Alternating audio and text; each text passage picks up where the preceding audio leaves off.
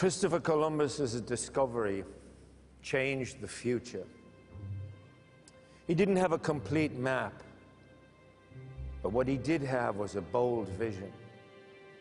And he was confident that the journey he set out on would be worth it. It was. It led him to a new world.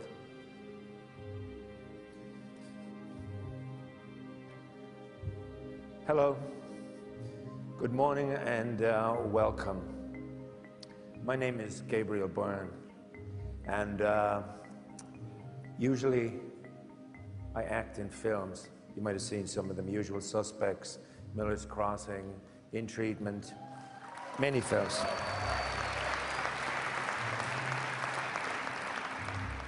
Anyway, I'm here this morning to, I suppose, explore with you some thoughts. We are living at the moment in a world of profound change. Political, social, economic, and spiritual. Seismic change that technology is helping to drive and define.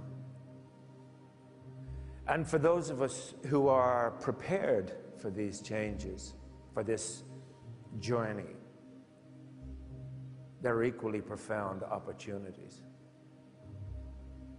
Do you wonder, like I do, what the world is going to look like in 2015? Look at the person next to you. Because you know what? It's in their imagination. Look around this room.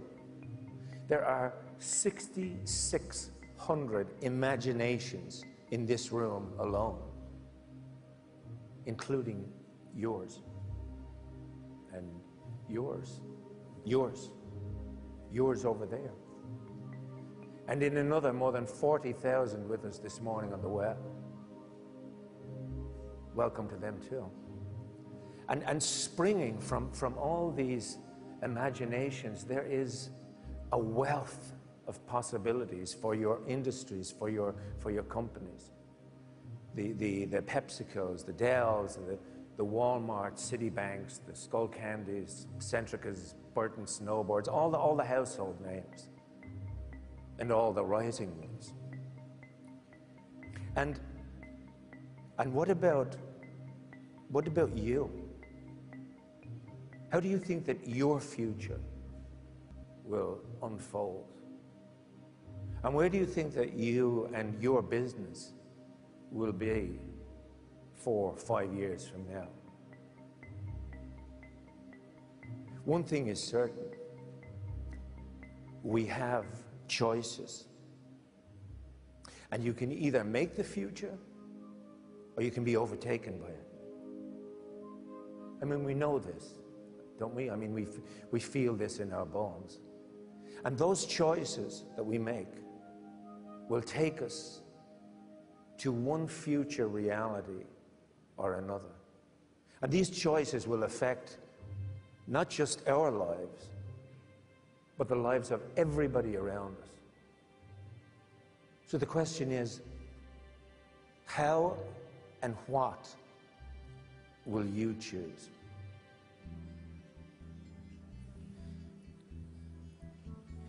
Every one of us in one way or another are facing fierce challenges, urgencies, sweeping technological changes, where the velocity of data is building by the day.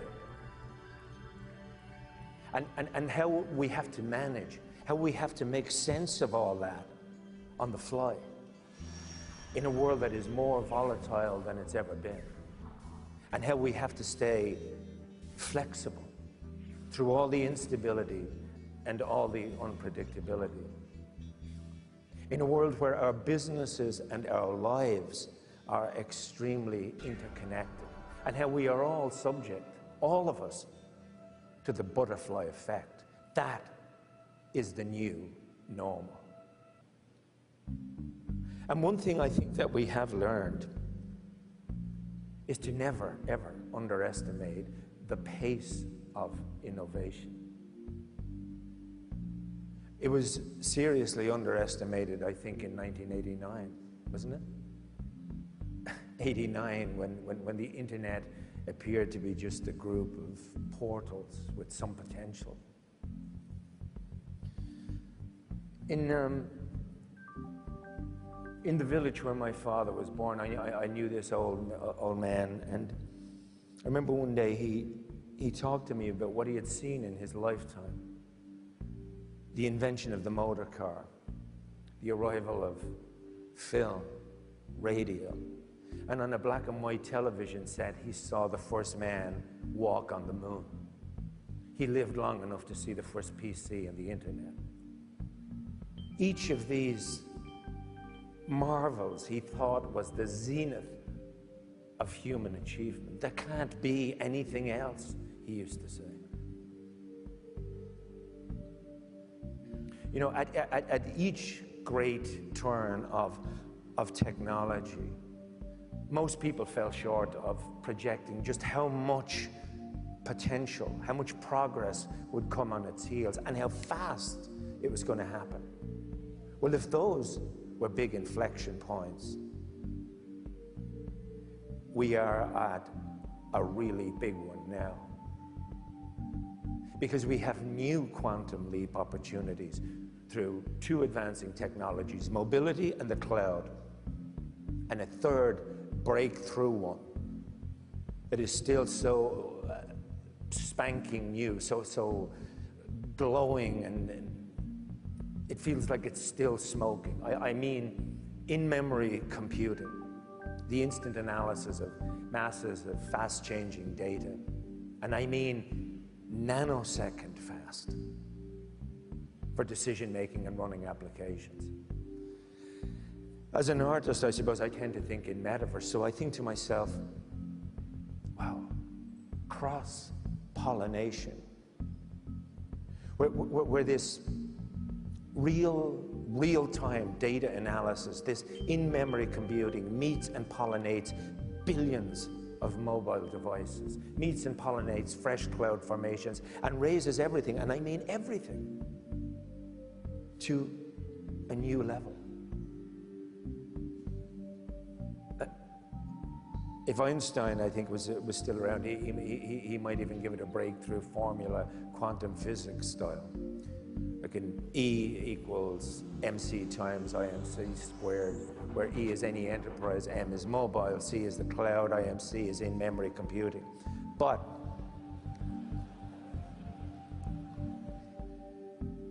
how we use that formula, that's where it gets really exciting. Okay, let's talk just for a moment about the what-ifs.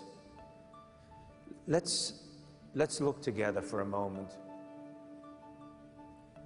at what is being created by the uniting of cloud, mobile, and in-memory technologies, because that is what is going to change everything monumentally, and soon. And over the next coming months, seasons, over the next 2, 3 years, 4 years, it's all about hyper-processing power. Well, in-memory computing just multiplied yesterday's capabilities 127 times over, so that you can ask questions about your margins, your manufacturing mix, marketing, and get answers and insights 127 times faster. What it took 3 days to do before, it takes 3 minutes now.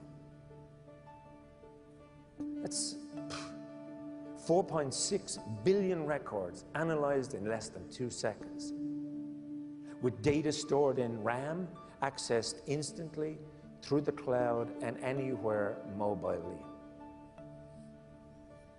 Okay, so what does that mean for your businesses, our lives, our industries?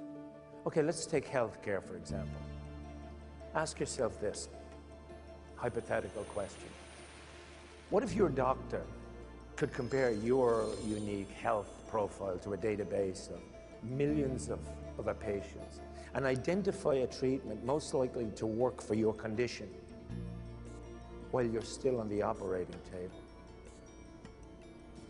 What if your local hospital could monitor every patient in their building in real time, real time, from their vitals to the meds to the insurance coverage, and make this data available on every doctor and administrator's mobile device so that each patient could be treated proactively and cost effectively. Think about that.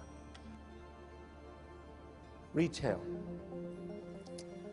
Ask yourself, okay, let's say your favorite jacket was smart and could automatically reorder itself before it wore out, and not only arrive the same way it was made originally, but also adjusted to your current size, which could change.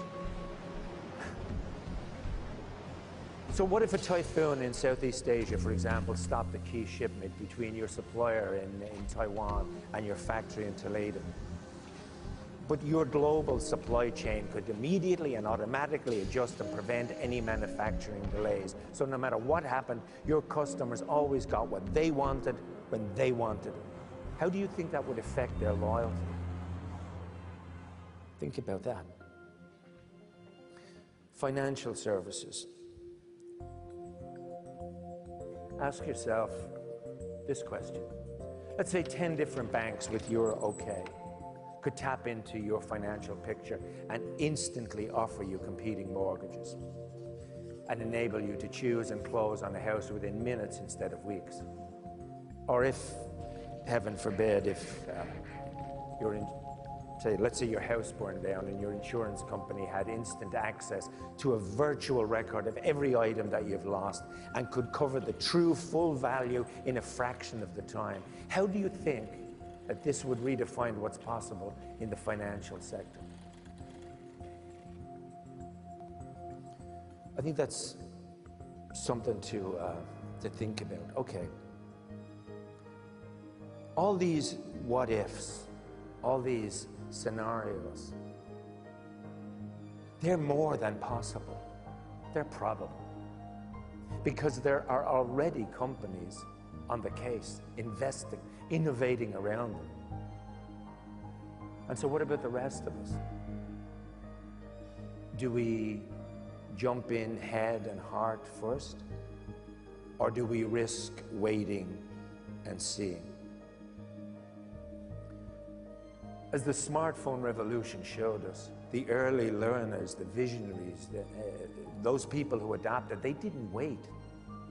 They saw the possibilities, they took the risk, and they reaped immense rewards.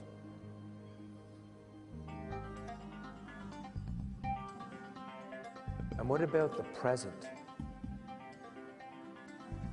The present is already past. Everything from this second on out is future tense. The clock of the future, which ticks, ticks, ticks, that will continue. So we have to start now. We have to start imagining our own possibilities. We have to stretch. We have to understand and embrace the harmonic convergence of these new technologies. We have to find the right partners, the right guides, ones with a bold and a shared vision, because you can't afford to get it wrong or go it alone. We must connect with these ideas and the inspiration that flows all around us. It must begin the minute you step outside this room. Take the what-ifs. Don't let them become if-onlys. Turn your what-ifs into why not? So that when you wake up on the morning of 2015, you and your business are writing the future that you imagined.